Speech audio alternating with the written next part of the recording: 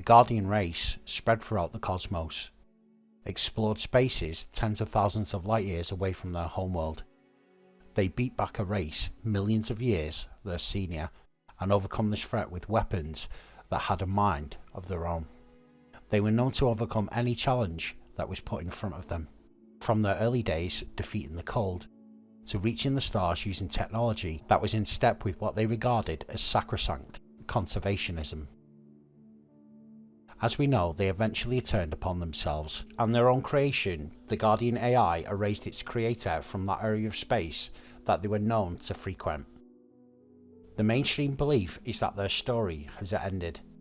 All that remains of their galactic footprint are ancient ruins on sterile worlds. In this episode, we will be exploring the idea that perhaps their race is not as dead as some of those members of the galactic community may believe. That there are arguments that paint a different picture, and that there are signals that could lead us to what remains of their race, or at least the children of that race.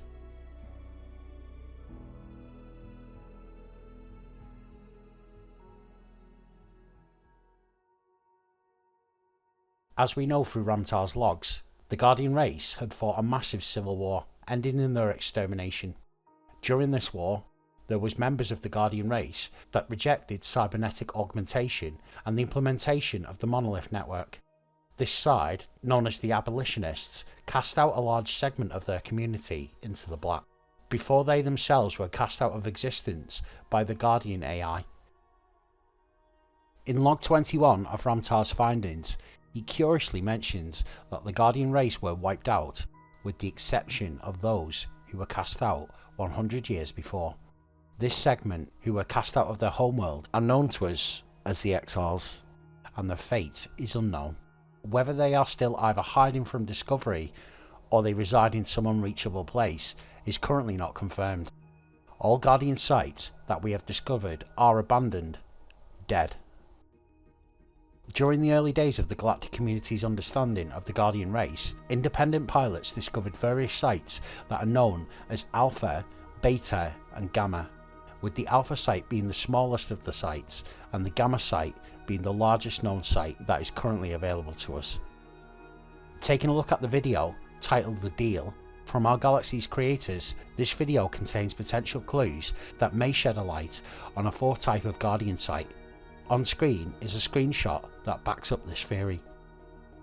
If you look on Ramtar's screen, he has the Alpha site, the Beta site and the Gamma site, but he also has some other site that we have not yet encountered. It is titled on his screen Site Omega. Could this discovery shed some light on the long lost Gurdian exiles? And by revealing this theorised Omega site, it could paint us a clearer picture as to the fate of the exiles and perhaps the Gurdian construct itself that disappeared millions of years ago. Another potential lead is that some theories suggest that the layout of the Alpha, Beta and Gamma sites are in themselves a clue.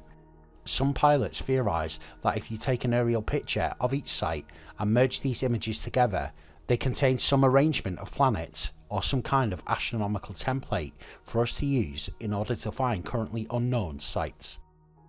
Some pilots go further and suggest that these layouts act as some kind of stencil, that if we were to place this transparent template on top of a picture of the galaxy, it reveals key locations in the galaxy that is a potential clue to some kind of unknown location.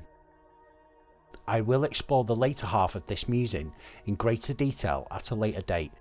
If you wish to know more about the Gurdian's history and my take on the Raxxla mystery's possible connection to the Gurdian homeworld, please take a look at the members video linked above.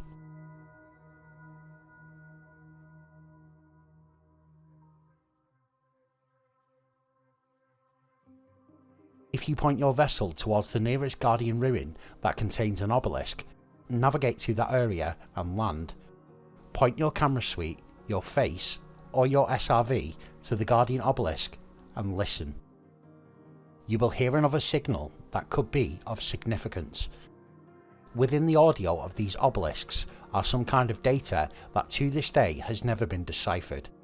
If in fact it is some kind of data, and in order for us to understand what exactly it is, we would have to crack its code. What you see on screen is a representation of audio through the spectrogram. The following is the words from Commander Alton, who is considered a leading member of the community that has charged itself as leading the investigation on this mystery. The name of this community is the Guardian Science Corps. He is quoted as saying the following: "What we know is that the body of the signal is composed of 7 elements. They never repeat 2 of the same in a row. The message footer is always identical. In theory, the footer should give a clue to how we decode the body, but the footer doesn't contain any elements of the body in quite the same size or shape. All the elements have multiple pitch values, but the range is small, and I haven't managed to get any discrete sets of ranges. The spectrogram represents tones and data blocks. Attempts to run the data blocks through all forms of known radio decoding by brute force got me nowhere. I am very open to theories as I am trying to figure out what this is. It would help decoding it. But so far I'm fairly sure they're not system names and they're not star system maps. The mathematical distribution on the elements is almost even so and in no way matches what we expect from system names.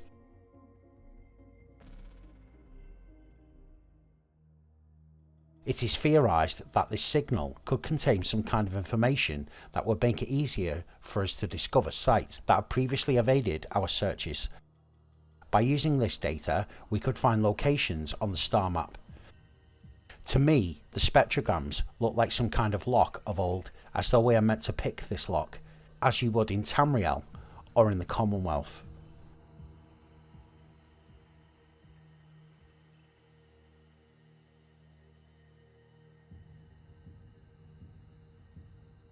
I think that we have to be careful when we analyse the visual elements of the sites.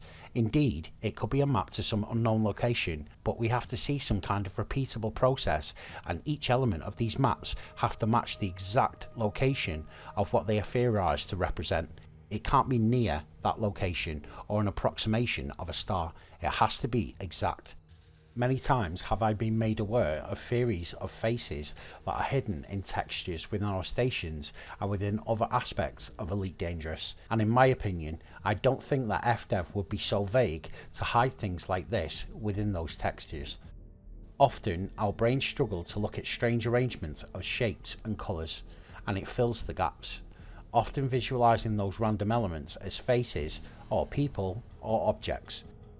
This said, we have often dismissed details in the past, and that we have later returned to those details to find that they were in fact of relevance and have led to amazing discoveries.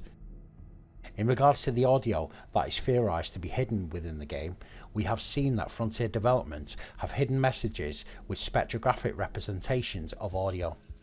Although the obelisk audio is currently a mystery to those that research it, if we add new perspectives to those observations, fresh minds if you will, we could make a potential breakthrough and discover their potential secrets. Now, whether or not this mystery is connected to the Raxxla question is another question altogether.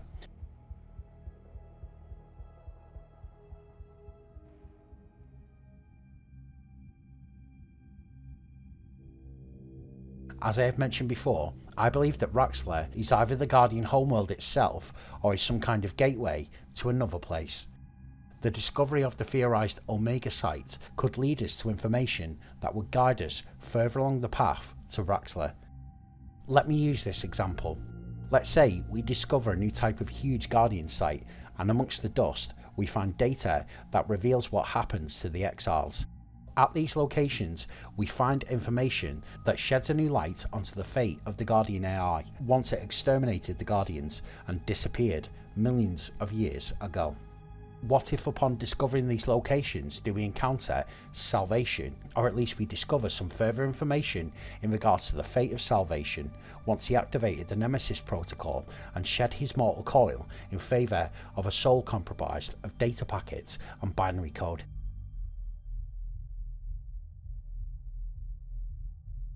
For further information in connection to Salvation's connection to the Nemesis protocol and the Guardian's monolith network, please follow the link above. What do you think? Please tell me your thoughts below.